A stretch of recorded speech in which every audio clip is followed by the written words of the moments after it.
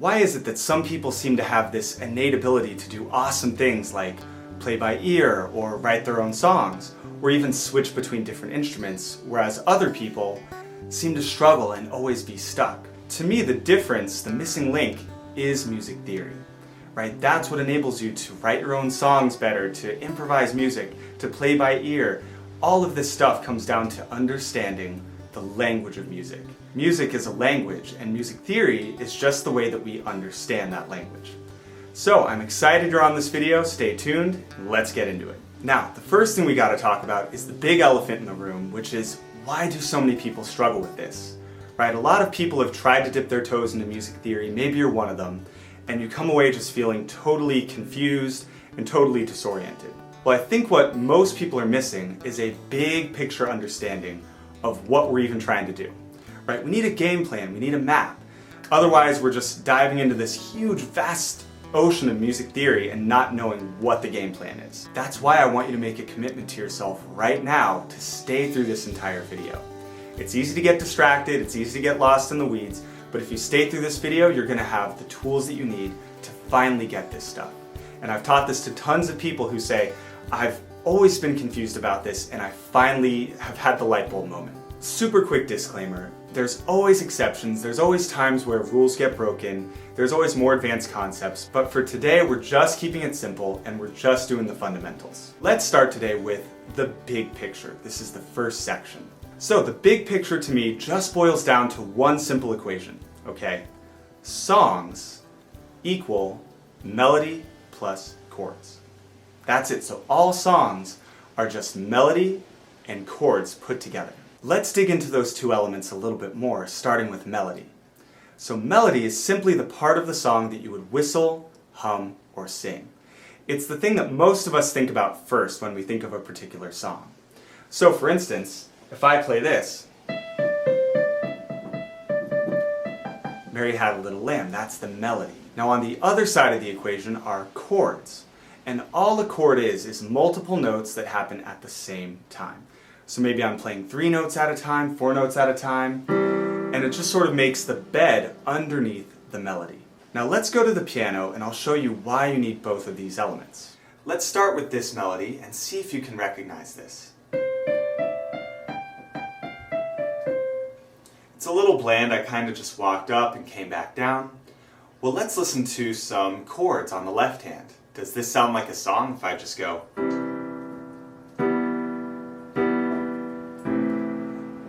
No, not really. It just sounds like some chords, right? But as soon as I put them together, check this out. It turns into Beauty and the Beast. That's the power of having both melody and chords. Let's do one more example. Let's say I wanted to play some Katy Perry, and if you just heard the chords to this song, it could really be anything. If I played just the melody, it sounds good, but it's a little bit empty. As soon as I put them together, it becomes a full song. Check this out.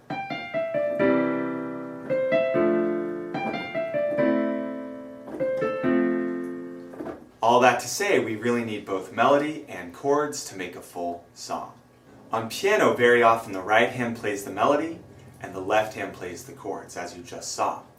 But it doesn't always have to be that way. Let's say someone's singing and playing guitar. Well, the vocals would be the melody, the singing, and the guitar would be supplying the chords. So there's all kinds of different ways we could have these two elements, but they're always going to be there. That's it. That's the entire game plan. All we need to do to be able to understand music theory is to be able to understand melody and be able to understand chords. I really want this video to be applicable whether you're a pianist, guitarist, producer, songwriter, whatever you are. I want this to apply to you. But it's important that we have a basic understanding of the piano just so we can talk about this stuff and be on the same page. So for now, I'm just going to throw a quick graphic up of where the piano keys are. We have A, B, C, D, E, F, G. And lastly, we just need to make sure that you know about sharps and flats. So super quickly, a sharp is where you go up from a certain note, and a flat is where you go down from a certain note. For example, here's A, If I go up to this key, this is A sharp. I could also do A and go down to what would be A flat. Alright, another very basic element of music that we have to talk about is something called intervals. An interval is just talking about the distance between two notes. For example, if I go 1, 2, that's a second. If I go 1, 2, 3, that's a third. And some people think of that as a skip, right? I'm skipping a note. I could keep going, 1, 2, 3, 4, and I could go 1, 2, 3, 4, 5. Basically, just think of seconds as steps, and think about thirds as skips. That's it for the overview section, and what we talked about is that songs are just melody plus chords. We talked about the layout of the piano, and we covered sharps and flats, as well as our intervals. So let's talk about how each of these things work. The next section is specifically based around scales. Now, a scale is something we've all heard before. It's that do, re, mi, fa, sol, la, ti, do. That's a scale. Now, a lot of people talk about scales and they learn scales, but I want to start in sort of a different place. I want to start with, why are scales even important? Why do we need them? Well, what a scale does is it gives us a set of all the right notes for our song. And what I mean by that is any melody we could ever have is just some combination of notes from our scale. I'll say it again, any melody known to mankind is just some pattern of different notes from a scale. So if we learn the scale, we have the tools we need to make melodies. Hey, Lorelai. So if our scale is do, re, mi, fa, sol, la, ti, do, let's just take the first 5 notes, do, re, mi, fa, sol. And that was Beauty and the Beast. Then I come back down, so, fa, mi, re, do. So the melody could even be as simple as walking up the scale for a few notes, then walking back down the scale. And that Katy Perry example from earlier starts on so and walks down to re. So, fa, mi, re, do, mi. And one last melody example could be Journey, Don't Stop Believing. That melody goes like this. Mi, do, re, mi. Do, do, do, do, so, mi, re. And all I'm trying to show you with these examples is that every melody is just a pattern of notes from our scale. And on top of that, one really, really good reason why you want to learn your scales is because they help with your improvisation, your songwriting, and your ear training. So let me show you how that would work. Let's say we're trying to make up a certain song, okay? We're just trying to improvise or songwrite. Well, as long as I stay within a certain scale, it's going to sound good. For example, here's a G scale, and we'll talk about how to make this in a second. But let's say I'm just making some stuff up as I go. I'm improvising, I'm writing a song. Anything I hit is going to sound pretty good until I forget my scale. So let's say I missed this note. Oh gosh, you heard that wrong note there. And that's a wrong note because I didn't stay within the scale. And that's why if we know our scales, we automatically have the ability to find all the quote-unquote right notes. Alright, that was the songwriting and improvisation side of it. But let's talk about ear training. Let's talk about playing songs just by hearing them. Well, let's say hypothetically that you're a singer. Okay, maybe you were in chorus, maybe you've done some vocalizing before, and you have a really good understanding of solfege, do, re, mi, fa, sol, la, ti, do. And let's say you want to play Beauty and the Beast, and you can hear, you already know, do, re, mi, fa, sol, so, fa, mi, re, do. But you go to the piano, and all of a sudden you don't know quite how to do that. Maybe I try to figure it out and I get this. No, that's not right. No, okay. What we need to do is use our scale, and we'll automatically be able to get to the right notes.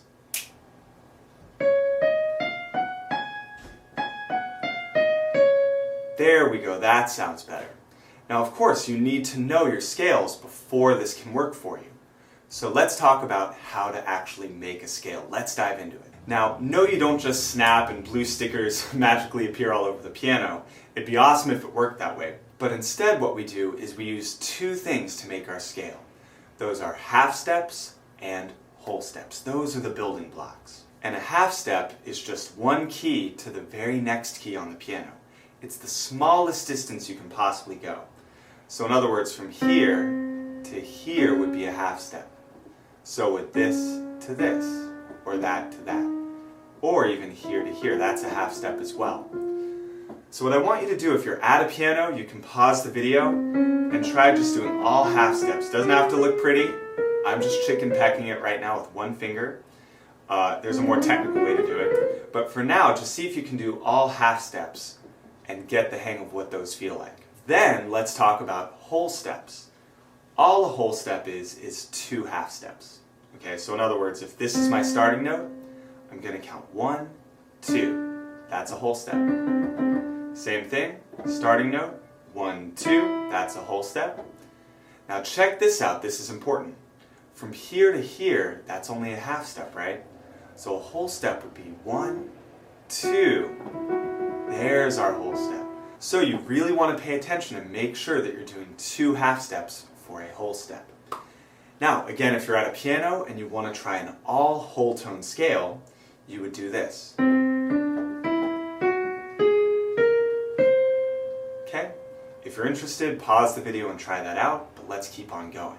And the way we use these half steps and whole steps to actually make a scale is something that I call the golden scale formula.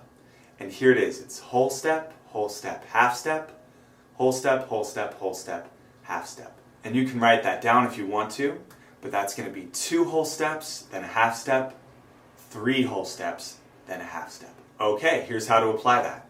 Let's say we're starting on C and we want to make a C scale. So what we would do is we take our starting note and then we go up a whole step, up a whole step, up a half step, then up a whole step, and then I could cross over to my 3rd finger, do another whole step, half step.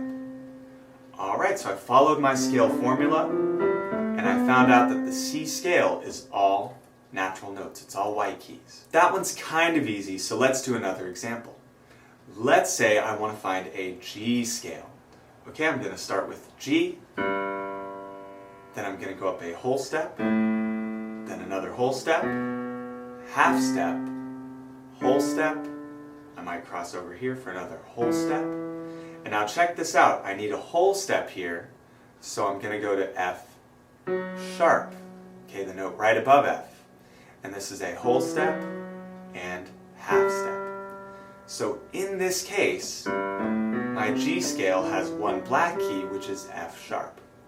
And that brings me to the next point. Whenever you do a scale, whenever you go through those whole steps and half steps, it takes a lot of work. So after you figure out your scale, go back and take stock of what you just did. Right? In this case, I'm going to think, okay, my G scale was all natural notes except for F sharp. Right? I make a mental note of that so I don't always have to go back and do whole step, half step. Instead, I'm going to think all white keys until F sharp. Alright, another thing to talk about with our scales is we always want to keep our alphabet intact. I always want A, B, C, D, E, F, G. So here's why I say that. That seems kind of obvious, but let's look at this note right here. Okay, now this could either be A sharp, right, A going up, or it could be B flat, B going down. Well, what decides whether that's A sharp or B flat is the scale that we're using. For instance, if I start on F, F, G, A, B, C. So in this case, that would be B flat, A, B, C. I wouldn't want to say F, G, A sharp, C. That doesn't really make sense. The alphabet isn't A, C, it's A, B, C. Alright, same thing on that G scale we just did. I wouldn't want to call this G flat because we're doing G, A, B, C, D, E, F, G. The moral of the story is just keep your alphabet in order and you're going to be fine. Quick side note, if this was like a piano technique video, we would talk more about the technically correct ways to play all these scales, right? What fingers to start on and where to cross under. That would be its own separate video. Today, it's just about understanding the mechanics of how to make a scale. So maybe you're a guitarist, maybe you're a producer, you're someone who doesn't care about playing piano in this technically great way. You can still chicken peck through your scales and find them, even if it's just with one finger. Because now you understand the golden scale formula. That's all you need. Let's do one more scale example to really bring this home. So if we want to do a D scale, we're going to start on D. We're going to do a whole step. So I'm going to skip over F. I'm going to go 1, 2, then half step, then whole step, here's another whole step, 1, 2, and half step. So my D scale, I had F sharp and I had C sharp. Okay, so I'm going to make a mental note of that so I don't always have to come back and use my scale formula. And I'm going to play it a few times, even if I'm just chicken pecking it. I'm going to make sure that I internalize it on some level. Now you know how to make a scale starting on any key on the entire piano. It's always going to be that golden scale formula. Your action step for this module is to use that golden scale formula to figure out your C scale, your G scale, and your F scale. And an optional add-on to that assignment is to try and find every white key scale. Alright, quick section 2 recap here. We learned that scales give us the quote, right notes.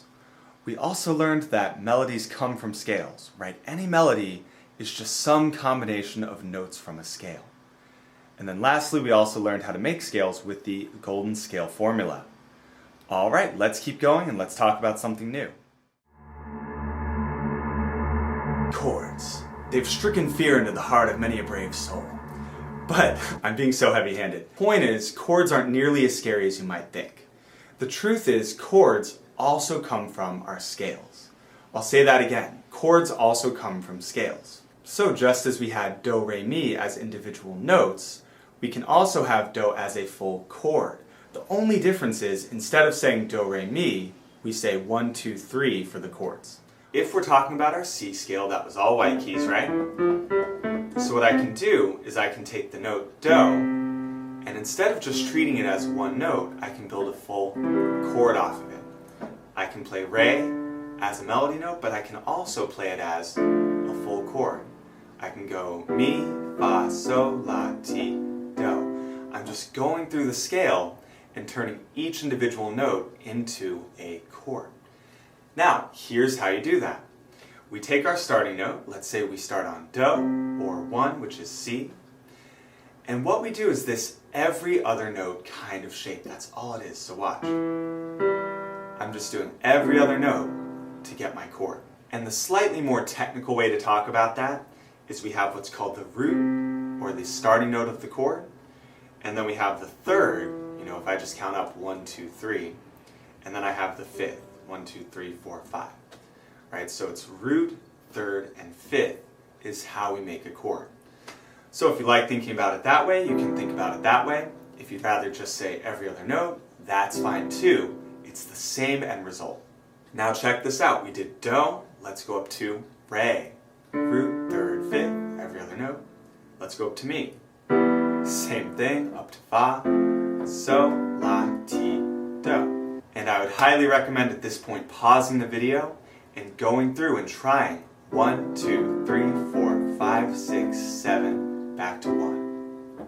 Now, that may seem really easy, but what we just did was absolutely monumentally huge. What we did is, instead of worrying about all the hundreds and thousands of different chords out there, we narrowed it down to the exact 7 that are the right chords in the key of C. So any song that's using a C scale, the chords are just going to be some version of those 7 chords. And if we take what I just played for you on the piano and we wrote that down, it would look like this. And these are what are called chord symbols.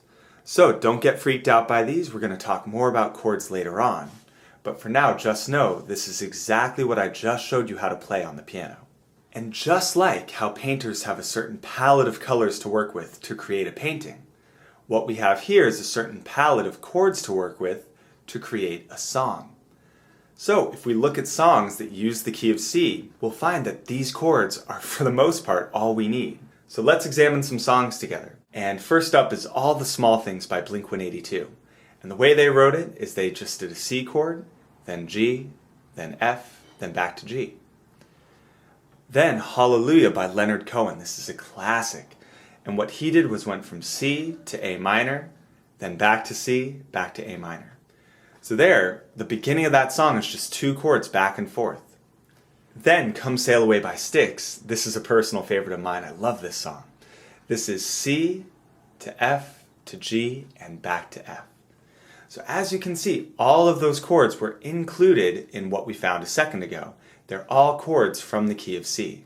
And what's also crazy is as we did these chords, did we have to stress and strain over, okay, is this major or minor or diminished or... No, right? The scale did it for us. The scale automatically guided us to the correct chords. We're still going to talk about major and minor chords later on, but that's just to show you how powerful pulling these chords from the scale can be. Okay, now let's keep on rolling. The C scale is the easiest one because it's all white keys. Now what makes it a little more difficult is if you have a different scale, you have to stay within that scale as you find your chords. I'll show you. Let's say we go to the G scale. And remember, that G scale has F sharp built into it. So as we do our chords, we have to remember that. It's not F natural, it's F sharp. So here's G, that's Do. Let's turn it into a full chord by taking every other note. There we go. Now let's go up to Re. Same thing. Let's go up to Mi. But now here I would have F natural. So instead, I'm going to stay within the scale and do F sharp. That's my 3 chord. Then my 4 chord, my 5 chord. Again, here I would have F. Instead, I'm going to use F sharp. Then my 6 chord. Then my 7 chord, and again I'm just doing the every other note shape, and then my 1 chord, every other note. All together we have 1, 2, 3, 4, 5, 6, 7, 1. Those are all the right chords in the key of G. Alright, same exact thing. These are the chords that we just played in the key of G, and if we look at real songs that use the G scale, we're going to find that the chords are there for us. First one is Good Riddance by Green Day, also known as Time of Your Life, and that starts on G, then goes to C, and then goes to D. Shake It Off by T Swift, that starts on A minor, then goes to C, and then ends on G. And last one is Brown Eyed Girl, that is G, C, G, D. Now that's not to say we can't use other chords, of course we can. But I want you to think of this as your starting point. And there's actually a technical name for what we just did. These are called diatonic chords. And all that diatonic chords are the chords that naturally come out of a scale like we just did. Recap. Chords come from our scales. Instead of Do, Re, Mi, Fa, Sol, La, Ti, Do, all we're doing is 1, 2, 3, 4, 5, 6, 7. Now, to make those chords, you just take every other note and keep the scale in mind. If there are sharps in the scale, or flats in the scale, remember those sharps or flats when you make those chords. Your action step is to find your diatonic chords in the keys of C, G, and F. So again, you're finding 1, 2, 3, 4, 5, 6, 7 in those 3 different scales. And again, what we're accomplishing by doing this is cutting away the guesswork. We're not worried about the hundreds and hundreds of different chords floating around out there. Instead, we're finding the exact 7 that we need for whatever key we're in. Alright, let's keep going to the next section. In this section, I'm going to show you how to play like 500 different songs with just one set of chords. Sounds crazy, but stay with me because right now we're going to talk about chord progressions. A chord progression is just a set pattern of chords that we repeat over and over and over. So for example, we could even just take, out of those 7 chords we talked about last time, we could just take the first 4. 1, 2, 3, 4. But by far and away, there's one chord progression that's the most common. One chord progression to rule them all. I call it the legendary chord progression, which is 1, 5, 6, and 4. With these 4 chords, you can play everything ranging from rock, pop, musicals. It's everywhere. Now remember, I showed you how to find the 7 chords for whatever scale you're using. And let's say we're in the key of C. We're just using all natural notes. So the C chord would be number 1 because it's a C scale. Then I'm going to count 1, 2, 3, 4, 5. I'm going to do the 5 chord. Then I'm going to go from 5 up to 6. and then from 6 down to 4. 6, 5, 4. Alright, so all together it sounds like this. 1, 5, 6, 4. Pause the video and give that a try. Believe it or not, you literally just played like 400 different pop songs. That chord progression is at the heart of anything from Disney to The Office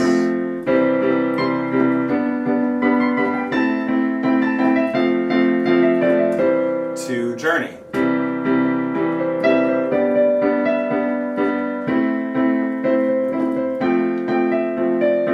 And you saw every time it was the same 4 chords. The only thing that changed was the melody aspect of it.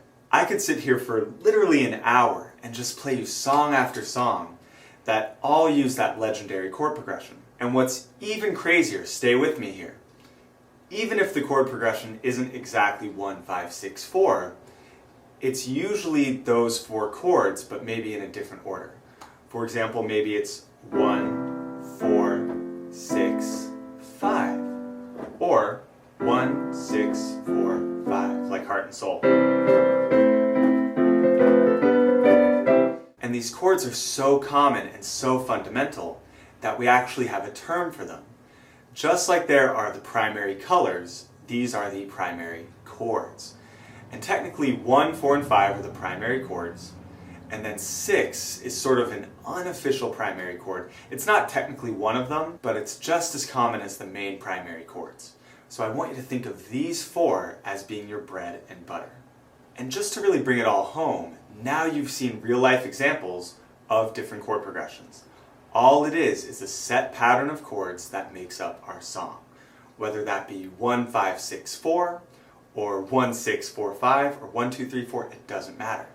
Different songs are going to use different chord progressions, but they're all based off of these concepts. And I hope you're feeling good about that. This is a really exciting moment for a lot of people. But now I'm going to sort of throw one last wrench into the mix. And that is that obviously not all songs are in the key of C. Not all songs are going to use the C scale. But the good news is we've already learned everything we need to know to put this into a different scale. So for example, let's say my song is in the key of G.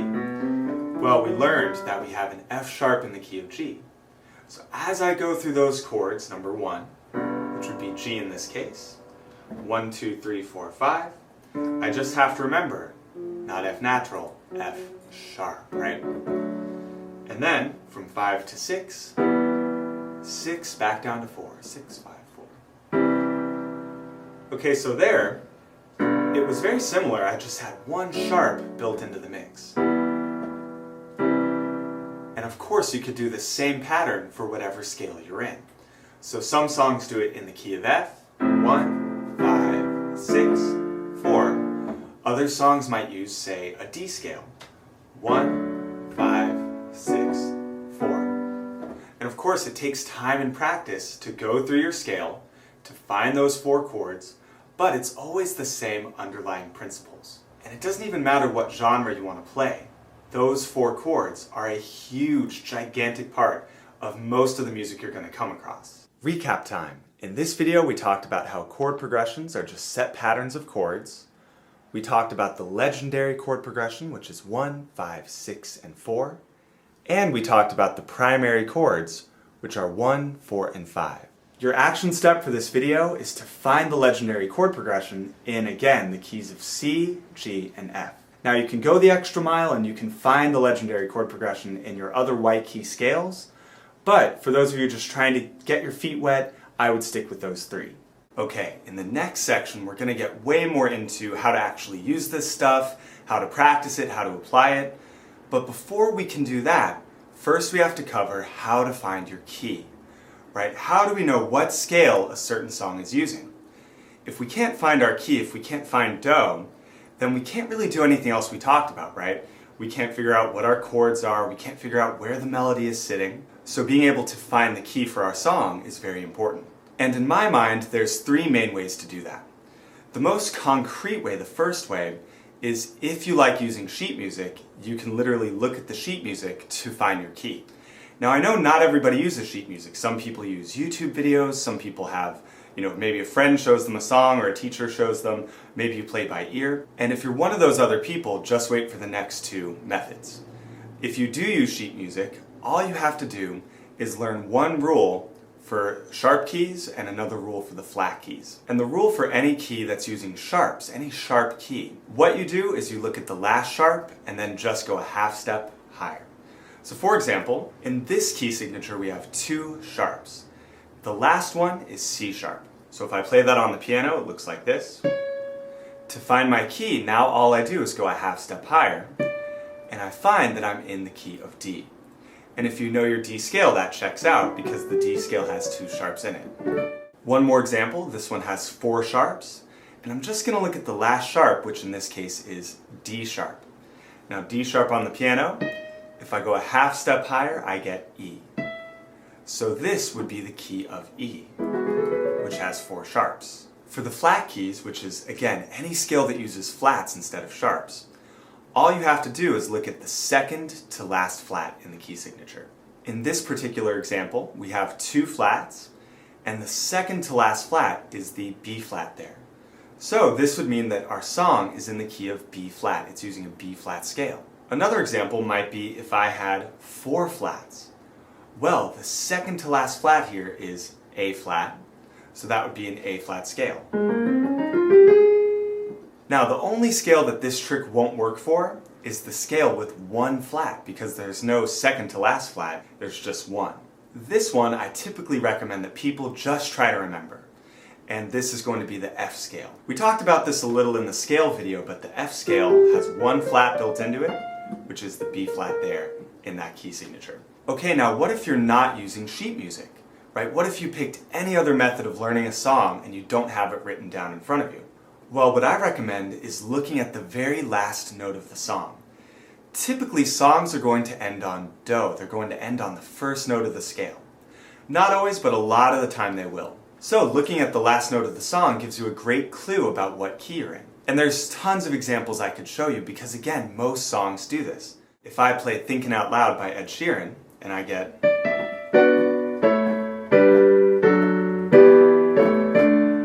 that last note is D, and sure enough, this song is in the key of D. Similarly, if I play, Piano Man, and I do... that last note is C. So in this case, Piano Man would be in the key of C. It's that simple. And again, not every song does this, but a lot do. As a matter of fact, I would say most do. So looking at that final note really gives you a great picture of what key you're in. Now this last method is my favorite method. It's the most foolproof one, but it's also the most difficult. And it boils down to this. Just know your scales, right? So it takes a lot of time and practice, but once you know your scales, it doesn't matter where the song starts or ends or what it does. You can kind of just see, okay, if I have one flat, I know that that's my F scale because I've practiced the F scale over and over. And so if that's what my song is sort of sticking to, that's the key I'm in. For example, let's say I'm playing Just the Way You Are.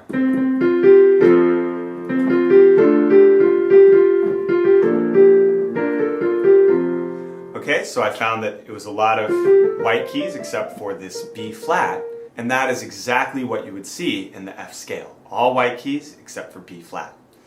So again, not super useful in the short term, but if you've learned your scales, it's infallible. You'll know exactly what scale you're using the entire song. There is one last sort of curveball that gets thrown into all of this, which is that up till this point we've been talking about major scales and major keys. But a song can also be in a minor key. It can be using a minor scale as well. It's nothing to worry about. We're going to get to that in a future section that's coming up. But for now, let's keep going. Let's recap. We talked about the 3 different ways to find your key. Number 1 was looking at the key signature, if you like to use sheet music. Number 2 was looking at the last melody note or the last chord of your song. And lastly, just knowing your scales. Knowing what sharps and what flats are in certain keys so that you can compare it to the song that you're playing. Your action step for this video is to take 2 songs that you already know how to play and try to find the key for those songs. Try to figure out what scale that those songs are using. Putting it all together. We've talked about melody, we've talked about chords. Now we want to talk about the combination of those two things. So stay with me here. This is, to me, where all of the light bulbs start clicking. Now this is so important. This is the biggest question I get asked on my other videos. It's the biggest question I get asked teaching this in person. And it's this. Corey, how do I know whether a melody is do, re, mi, or whether it's a 1 chord or a 4 chord? Well, the answer is this. We have to start practicing this stuff. We want to take the time to analyze different songs and get more comfortable with this new language. And in order to do that, we have to start with songs that we already know. Alright, so whether you learn songs off YouTube or sheet music, or maybe you take piano lessons and you have a piano teacher, you want to take a song you already know. You know where the notes are, you know where the chords are. Then we use our music theory to analyze what's going on. You know, we figure out what's the chord progression, what scale is this in. We pick apart the song and figure out what's going on behind the scenes. Every time you do that, you're going to get more and more comfortable with this stuff to the point where it's automatic. So let's say we're talking about Beauty and the Beast again, and it doesn't matter if you learn this off YouTube or sheet music, but either way, let's say we already know it and it sounds like this. What we'd want to do then is go in and analyze what's happening. So starting with the melody, C, D, E, F, G, G, F, E, D, C. If that's my melody, and I'm doing this within the C scale, right, I'm starting and ending on C, then C is do. Do is the first note of the C scale. Now if I go up to the next note of the scale, that's going to be re. Then up again, from re, I would go to mi, and then fa, and then so would be the top. So altogether, that first melody is about as simple as it can possibly get. It's do, re, mi, fa, so. Now the next part, you can probably imagine if I'm coming back down, it's just going to be the other way. It's going to be so, fa, mi, re, do. Now let's talk about the chords. What I was playing started on the C chord. Then the next chord started on E, and then the last one starts on A. And now I just wrote down those left-hand chords, the C, the E, and the A. And if we sort of go back and analyze that, well, C is the first note of the C scale. So C is going to be the 1 chord. The C chord is number 1 because it's the first note of the scale. Now E, let's figure out what note of the scale that is. Well, C is 1, so 1, 2, 3 is going to be our E minor chord here. And we'll talk about the minors and majors in a second. But for right now, that's 1, 2, 3.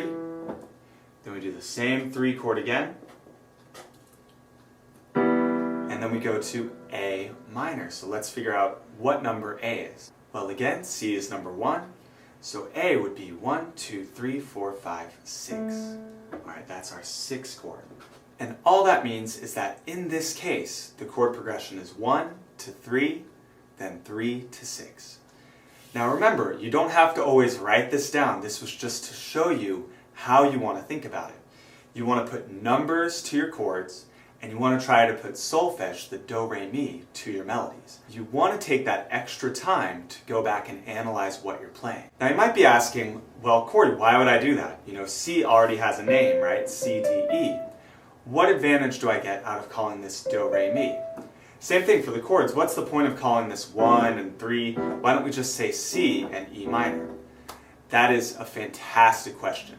To me, if you don't ever get into the music theory side of things, you're always kind of stuck on the surface, right? And a lot of people live there. They're just stuck. They don't really understand what they're doing. Whereas if you take things to that deeper level, it's almost like you get musical superpowers. So just to show you a few examples, let's say I was a singer, which I try to be, but let's say I was like trying out for a part or something, and I want to sing Beauty and the Beast. The original key is right here. Bittersweet and strange, finding you can change. Okay, so I'm not a nice, kindly old woman, so that's a very awkward place for me to sing it. What I'd want to do is maybe shift it to a lower key, because I'm a baritone, and I have a lower, heavier set voice. If I know my music theory, I can shift it from that higher key down to a lower key, maybe one that uses a different scale. And that's called transposing when you change the key of a song. So maybe I'd sing it here instead. Bittersweet and strange, finding you can change, learning you were wrong. That feels a lot more comfortable than the super high one. And all I did to transpose it was I took the solfege of that melody, do, re, mi, fa, so, and I remapped it onto a different scale. That's all transposing is. So that's one example of something cool you can do with music theory. Another thing you can do is just understand music better. I mentioned this a second ago.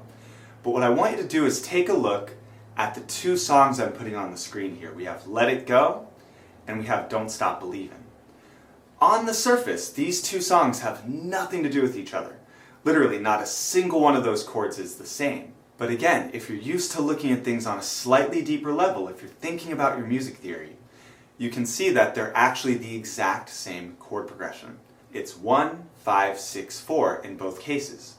The only difference is Let It Go is in the key of A flat, and Don't Stop Believin' is in the key of E. So what does this mean? Well, we could do a mashup of the two songs. That would actually be kind of cool to hear. Or, even without talking about something cool and gimmicky like a mashup, you'll just have a better understanding of what songs share the same DNA. You're increasing your understanding of music and how it works and what your favorite songs do. You're seeing the commonalities between certain songs that maybe share a melody or share a chord progression. Whereas if you just kept things on the surface level, if you never wanted to dive into this stuff, you wouldn't get any of those benefits. But you know what? I'm still not done. I want to give you one more example of a way that music theory can help you, something cool you can do with it, and that is playing by ear. So believe it or not, learning this stuff can help you play songs just by listening to them. No YouTube videos, no sheet music, just totally by hearing it. So again, a lot of people think, well, that must be really hard. And the truth is, yeah, it's not the easiest thing ever, but it's also much simpler than a lot of people realize. All we have to do is train our ear to hear the underlying music theory, the underlying language of music. So here's what I mean by that. If we go back to the diatonic chords, that one chord has a certain sound to it. The two chord has its own certain sound to it. Each chord has this distinct flavor to it that a lot of people actually can innately hear. And I'll give you an example. To most people, the sound of the one chord is the sound of the song ending. Right? That's the chord that makes the song sound like it's over. For instance, if I play Happy Birthday, I ended on the one chord. Now listen, if I end on something different, listen to how this sounds.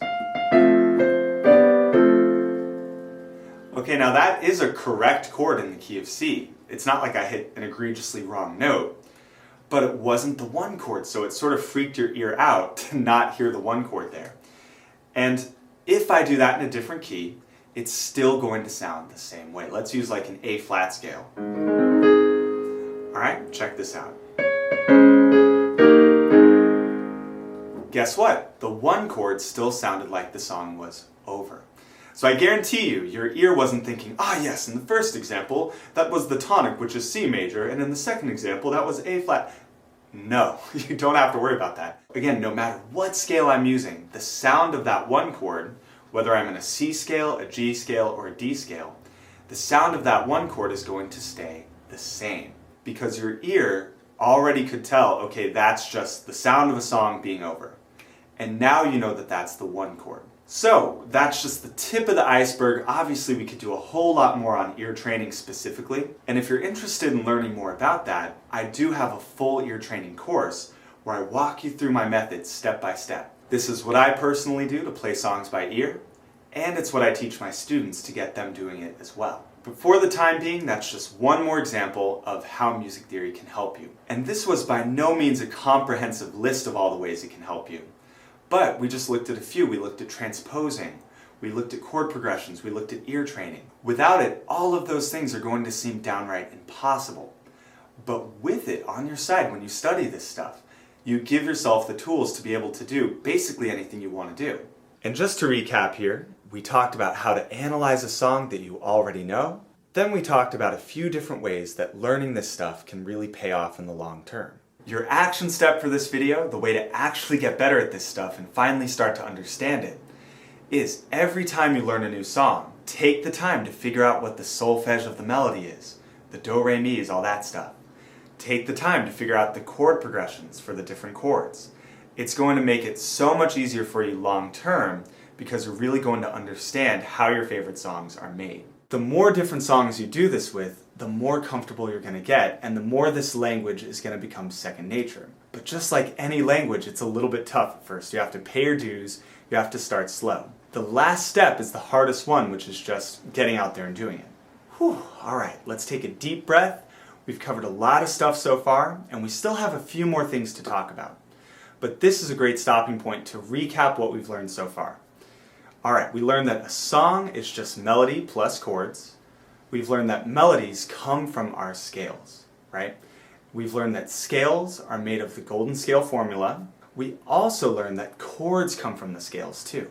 So melodies come from scales and the chords come from scales as well. We learned that to make a chord progression, we're just taking a certain pattern of those chords.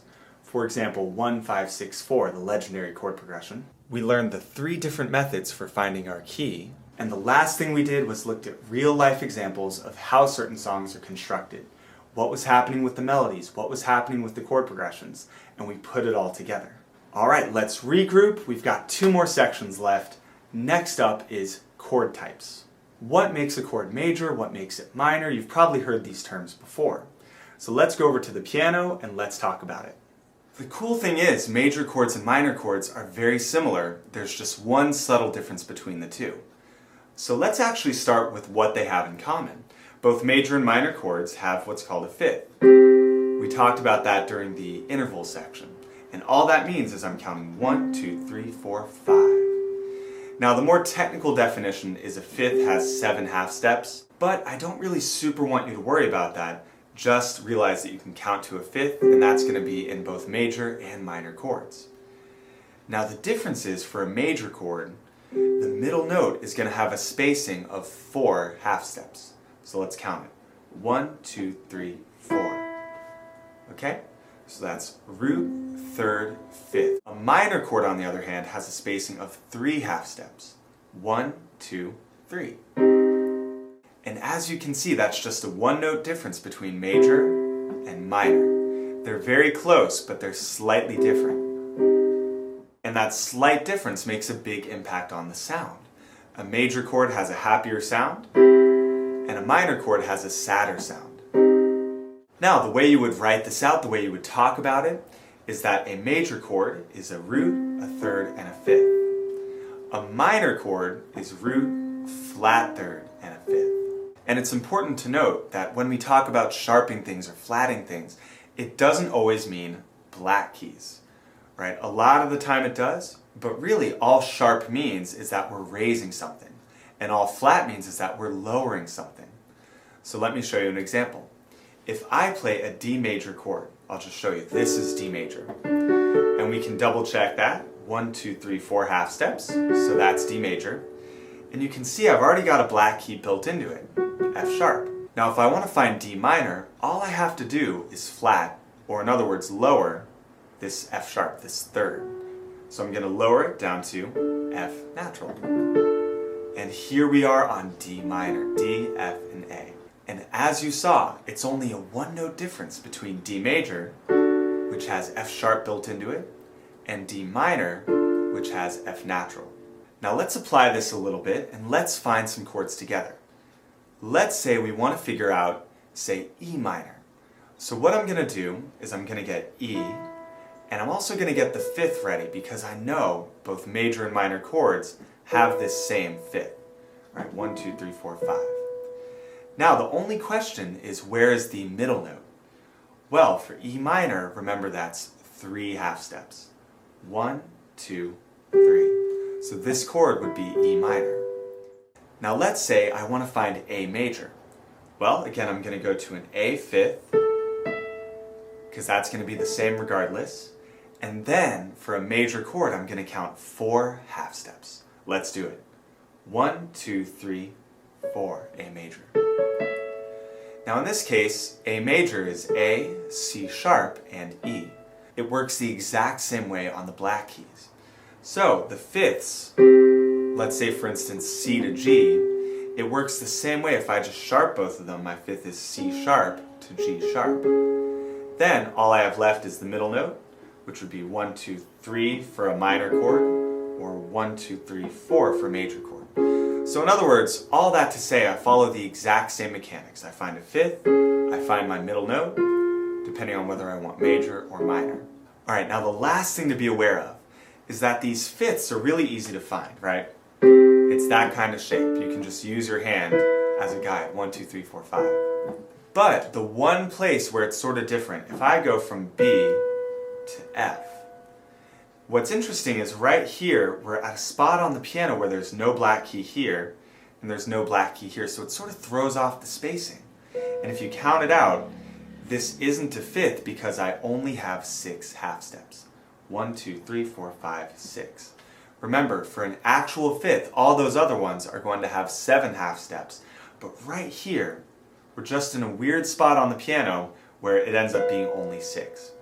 To fix that, if I want to do a fifth on B, I've got to compensate and stretch from B to F sharp. Okay, so I hope that makes sense. All the other fifths, you can just eyeball, it's super easy. But B is sort of this one weird one that we need F sharp to make it a full fifth. Same thing with the flat keys.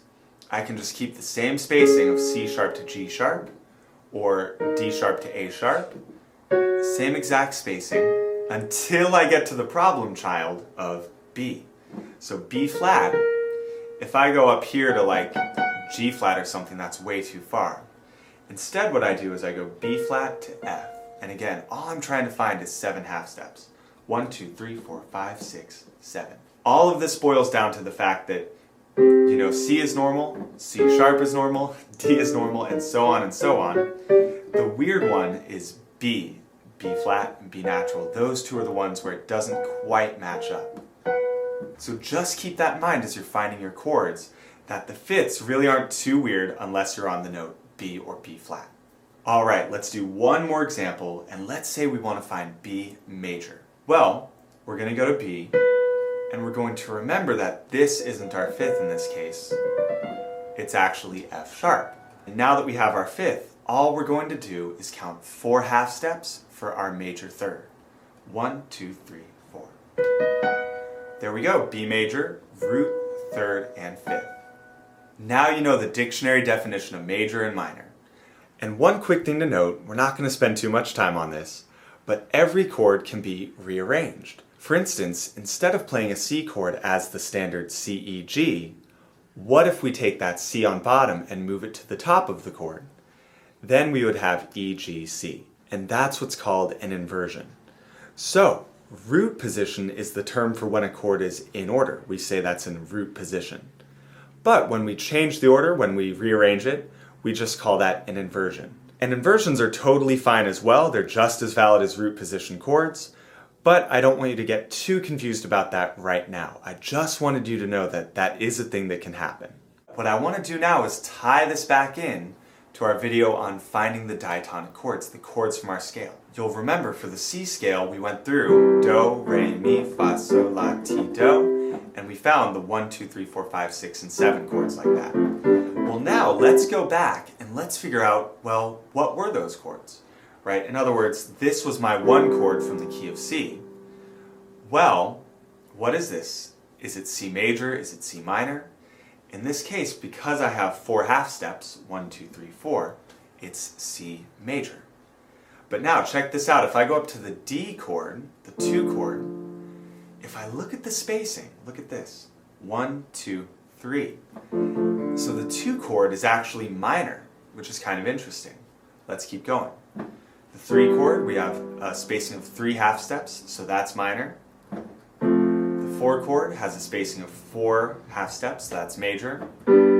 5, again, we could take this a lot slower and really work through each one, but this is also going to be major. 6, 1, 2, 3 is minor. And 7 is actually something called diminished. You don't have to worry about that in this section, we'll cover that in a later video. Here's where things get a little more interesting. Let's do a different scale. Okay, so for example, in the earlier video we did a G scale, and we found all the chords that come from the key of G, and we remembered that F sharp as we went through, right? Because that's part of the scale. Now, if we look at each individual chord, we'll find that 1 is major, so G major, 2 is minor, A minor in this case, 3 is minor, B minor, then C major, D major, 1, 2, 3, 4 half steps, E minor, 1, 2, 3 half steps, 7 is diminished, and G is major yet again at the top. So, what I hope you noticed is that the 1 chord in both cases was major. The 2 chord in both of those instances was minor, and so on, right? So what I'm getting at is that no matter what scale we use, the 1 chord, the 4 chord, and the 5 chord are major, and the 2, 3, and 6 chords are minor. That's going to hold true no matter what scale we're using, no matter what key we're in. And to me, this is so crazy. This is why our ear doesn't care about what scale a song is using, right? The melody, the chords, it's all based off of the same set of whole steps and half steps. So everything that we pull out of the hat, whether that be a certain melody, whether that be a certain chord progression, since it's all based off of the same thing, it's always going to sound the same to our ears, right? Do, re, mi, fa, so sounds relatively the same in any scale. The 1 chord sounds relatively the same in any scale. For people with perfect pitch, the differences between the scales are a lot more pronounced, but for people without perfect pitch, like myself and probably like you, we're just as happy to hear a song in one key as we are to hear it in another. So earlier I did Happy Birthday in the key of C, and I did it in the key of A flat.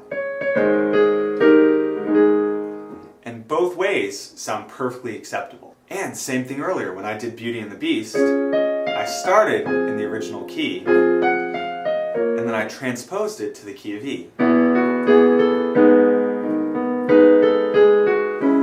And either way, it's still going to sound like the song. That's why learning this underlying stuff is so powerful. You learn the basics, again, do, re, mi for the melody, and 1, 2, 3 for the chords, and then you just apply that to whatever scale you need. And all songs in all genres are based off of those simple building blocks.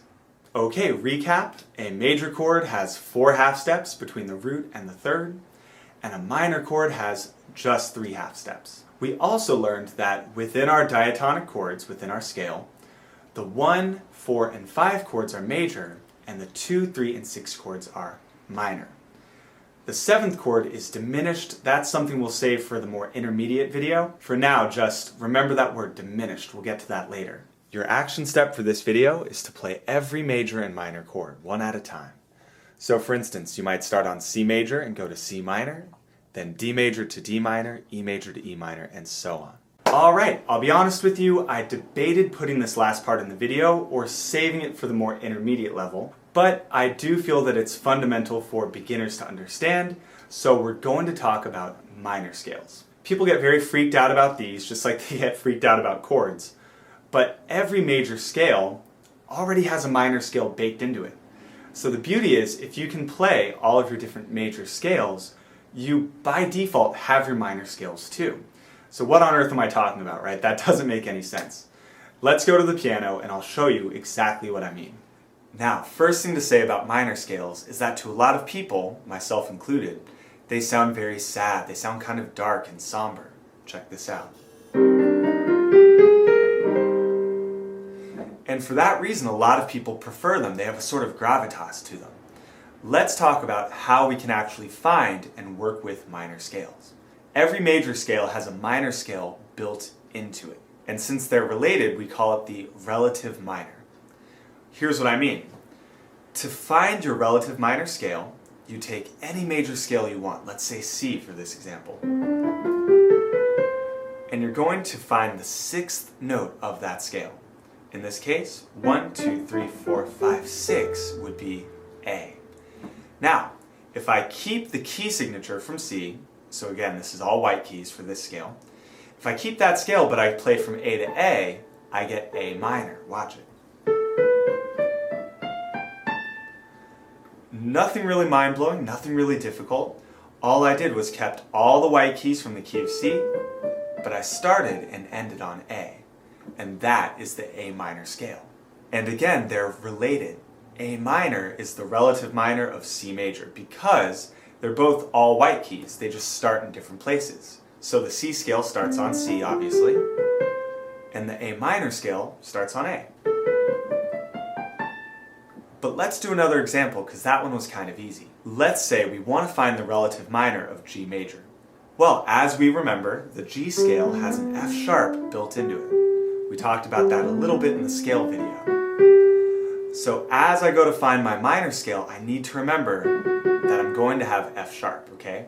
So hang on to that, and let's count up to, again, the 6th note of our G scale, and that's going to show us what our relative minor is. So if you can count to 6, you can do this. Watch. G is 1, 1, 2, 3, 4, 5, 6. Alright, so the relative minor of G major is E minor. Now, as I go through, all I have to do is remember the key signature from the key of G. I have to remember that there was an F sharp as I play through this. So watch, here's E, and I'll go up not to F, but to F sharp, just like the G scale. E, F sharp, G, and then everything else is pretty easy after that point. So there we go, that's my E minor scale. And just to drive it home one more time, the G scale had F sharp, right there, and the E minor scale also has F sharp. They're related, it's the same scale basically, but starting in different places. And the cool thing is, this basically means if you know your major scales, you already know the minor scales as well. All you have to do is count up 6 notes and start there. Now what you might have noticed is that finding the relative minor is a little bit of an indirect way to find a minor scale. Right? We take a major scale, then we go to the 6th note, then we start on that. So the question I get asked immediately after showing people that is, well, Corey, how do I just sit down and say, bam, this is a C minor scale? Right? How do I just go right to the scale I want and play it? Well, you're in luck, there's a way to do that as well. And this is called finding the parallel minor. And all that means is we're going to keep the starting note the same, going from C major to C minor. And I'll show you how to do that right now. So again, let's say we have C major, and I want to find C minor, the parallel minor. That also starts on C. The way I do that is I flat the 3rd, the 6th, and the 7th. This works for any major scale, just flat 3, 6, and 7, and you automatically get your minor scale. Check this out. Here's C, 1, 2, and I'm going to flat the 3rd note. So that's 3, 4, 5, 6, so I've got to flat that. 7 would have been B, I've got to flat that, and 1. So again, I took my C scale, and I flatted 3, I flatted 6, and I flatted 7. Let's do another example. Let's say we're in the key of A major, and we want to find the parallel minor. So again, going from A major to A minor. Well, the way we're going to do that is we're going to take the A major scale, and I'll play it like this so you can see it better, but I'm going to flat the 3rd, 6th, and 7th notes. 1, 2, 3, I'm going to lower that. 4, 5, 6, I'm going to lower that. 7, lower that. And it turns out that A minor is all white keys. And at this point you may realize, well, hey, I already know that scale. We already talked about A minor. It's all white keys, right? Exactly. Whether we find it from C major using that relative minor method, or whether we find it from A major using the parallel minor, the end result is the same. And I know that might seem a little bit confusing, but really it's more tools in your arsenal. There's 2 different ways to find any minor scale. You can use the relative minor. In this case, we went from C major, went to the 6th note, and found A minor. Or you can use the parallel minor method, which is where you start on the exact same note and just flat 3, 6, and 7 from that major scale. They're both perfectly valid, it's just a question of which one you prefer to use. Okay, now just when you thought you were safe, I'm going to throw one last thing at you, and that's this. For our minor scale, we have a couple alternate versions that we can use that give it a little bit more flavor. So in other words, the major scale, there's really only one version of that. But for the minor scale, there's 3 different versions of minor scales. The first one is the one that we've already talked about. That's called natural minor. And natural minor is referring to the minor scale that is the default, right? Sort of the starting point, the one that we just covered. Now, to add a little bit of flavor, what we can do is sharp the 7th note of a minor scale. And that's what's called the harmonic minor scale. So for example, we learned that A minor is all white keys. But what I can do is I can go from A natural minor, which is our starting point, and instead go to A harmonic minor, which is where we sharp the 7th note. Watch this. 1, 2, 3, 4, 5, 6. Here's 7, so I'm going to sharp it, and that's A harmonic minor. It's nothing too crazy, that's just a 1-note difference, but it does change the sound of the scale. Check this out. For a lot of people, that sounds sort of Egyptian, right? You have that interesting kind of exotic sound there. But the reason this scale was invented was to give us a little bit more pull. The natural minor scale, if you look at the top 2 notes here, it ends with the whole step. So the whole step doesn't have quite as much pull if I'm playing something in a natural minor key. That's okay, but if I do the harmonic minor, if I have G sharp instead of G natural, listen to the difference. It's just a little bit more definitive, a little bit more final, as opposed to the natural minor scale, which has a G natural. Different sounds, both very useful, but I wanted you to be aware that there are a couple different types of minor scales. That said, there's one last one we're going to talk about, and I almost don't want you to worry about this one. This is one that if you're playing modern music, you're not going to really come across it a ton, but it's called the melodic minor scale. And the melodic minor scale sharps 6 and 7 on the way up, but does the natural minor scale on the way down. So you heard that right, it's different depending on which way you're going. But I'll show you how it goes. 1, 2, 3, 4, 5, I'm going to sharp 6, I'm going to sharp 7, and then hit my top note. And when I come back down, it's the same as the natural minor scale, all white keys. Here it is all together. Alright, now we've talked about finding the relative minor and the parallel minor, and we've talked about the 3 different types of minor scales once you're in that minor key. The first way is the natural minor, which is the naturally occurring minor scale. The second is the harmonic minor, where we sharp the 7th note to give it a little bit more pull. And the third minor scale is the melodic minor, which is different on the way up than it is on the way down. At this point, we're not really going to do anything new with minor scales, but I know you probably might be feeling like a little bit lost, a little bit hazy, so let's just do one more example where we tie this all together. Let's say we want to find the G minor scale. Well, for this example, let's go with the parallel method. Right? We're going to go from G major, and we're going to use that to find G minor. Okay, so here's G major. We know that. And now what we're going to do is we're going to flat the 3rd, 6th, and 7th notes. Okay, 1, 2, 3, we're going to flat that. 4, 5, 6, I'm going to flat that. And 7, I'm going to flat that as well. And here is my G minor scale. I have 2 flats, B flat and E flat, going from G to G. And now that we have the starting point of our natural minor scale, now we can do some of those alternate versions. So let's say I want to go to G harmonic minor. Well, I'm just going to sharp the 7th note.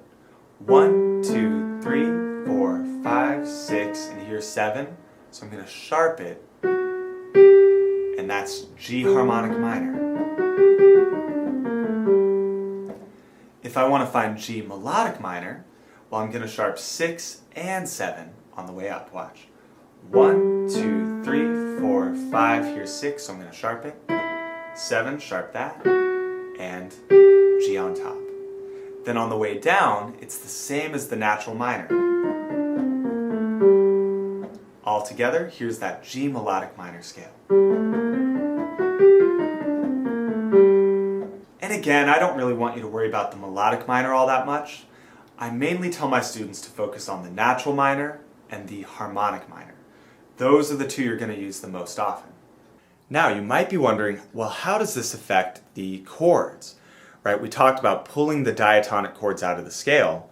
So now that we're in a minor scale, does that sort of change it? Does that throw it off? And the answer is not really. Essentially, we do the same thing. The chords from the key of C are the same chords for the key of A minor. Only instead of calling C 1, we're going to call A minor 1. And then everything else just sort of follows out from there. In other words, A minor used to be 6, but now we're just going to call it 1. Then the B diminished chord would be 2, and C would be 3, etc., etc. It's the exact same 7 chords, but we've just relabeled them. I know this section was a doozy, I know it was a lot to take in, but now we've made it to the action step. What I want you to do is find the relative minor of C, F, and G major, and then I want you to find the parallel minor of those same scales. And of course, an optional add-on to this action step could be finding all of your minor key scales, from A through to G. Phew! Okay, at this point, we've equipped ourselves with a ton of information, we've learned a lot of new things, but now the question is, well, how do I use this? How do I apply this stuff? And ultimately, it depends on what you want to do. If you're a songwriter, well, let's say we want to write a song in the key of, I don't know, D. Now we know how to find a D scale. So now we can also know what all the right chords are and we can get to work, right? Maybe I'll find a chord progression I like 1, 5, 6, 4. But the point is I have the tools to create chord progressions now. Let's say we want to play songs by ear. Well, now that we know about do, re, mi, fa, sol, la, ti, do, and we know it's going to apply to any scale, all I have to do is train those sounds. So for instance, do to re. Do, re, do. Then maybe I go do to mi. Do, mi, do, fa, do. And I start working those sounds into my ear. Then maybe I graduate to full melodies. Do, re, mi, fa, sol, fa, mi, re, do. Once I do that work of really getting the hang of those 7 syllables, it's going to work on any scale. So I could change to the key of, I don't know, E flat. Do, re, do, mi, do, re, mi, fa, sol. It's going to sound more or less the same way, so I just get comfortable training up those sounds. Or maybe, let's say I want to improvise. I want to be able to make stuff up on the spot. Well, all I would do in that case is pick a scale. For instance, in this case I just picked F. And I'm going to stay within that scale and just play notes, just make stuff up, see what happens.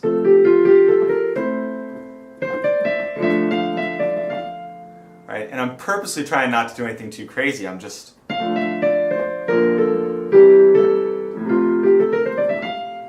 playing through my scale. I could go up, I could go down, I could skip.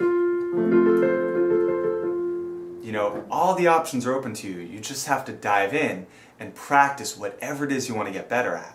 And as you practice those things, everything we talked about is going to make more and more sense.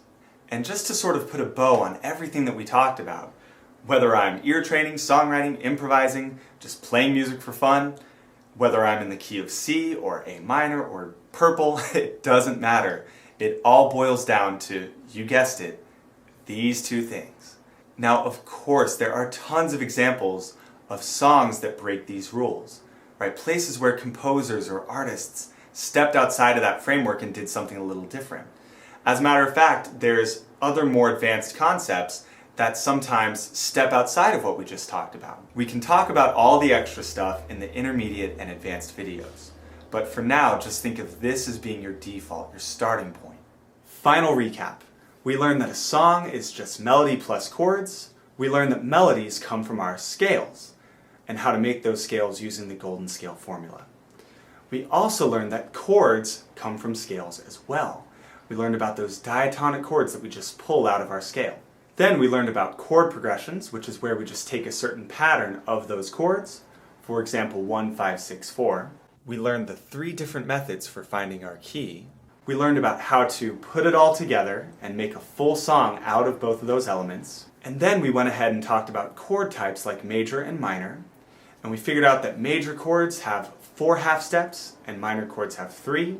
We talked about how 1, 4, and 5 are always major, 2, 3, and 6 are always minor.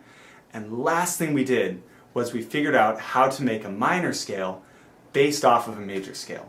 And there's 2 ways to do that. There's the relative minor and there's the parallel minor. And that once we find our natural minor scale, there's a couple of alternate versions as well, which are the Harmonic and Melodic Minor. If you made it this far in the video, you are a champion, and I want to hear from you. I want to hear if it made sense. I want to hear if there's parts that I need to explain a little better. So let me know. Any and all questions are definitely welcome. If you did find this video helpful, definitely leave a like, drop a comment down below, and subscribe to the channel. It really does help with algorithm stuff, and it helps to get this in front of more people. That's it for me today. Keep on rocking, and I'll see you next time.